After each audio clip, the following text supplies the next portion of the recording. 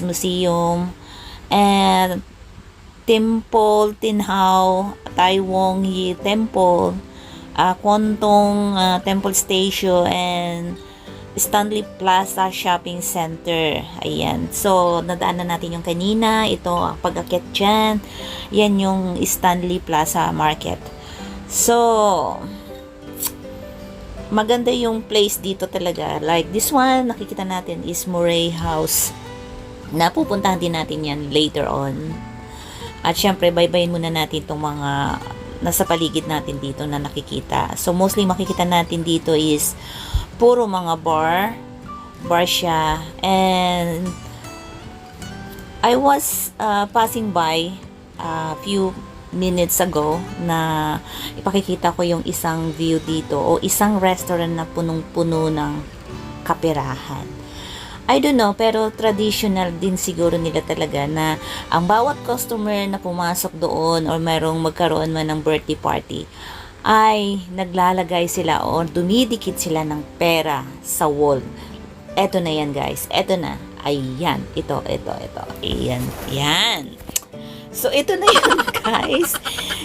Yan. Kung mapapansin ninyo na napakadumi niyan tingnan pag pumasok ka sa loob. Pero usually, look at that. Puro siya pera, international money. Since then na mai-open ang restaurant nito, ito yung kinahahangaan ko talaga dito na halos tumagal ako ng 3 minutes para lang tingnan talaga buo ang loob. Puro siya pera talaga, as in. At meron diyang US dollar, Hong Kong, Philippine money, Canadian, everything. Oh my God. So, I'm so excited talaga dun sa restaurant na no. At, yeah, hindi naman tayo pinagbawal. So, this is the beauty of Stanley. At itong yellow na yan. So, restaurant din pala yan. At I thought it's for the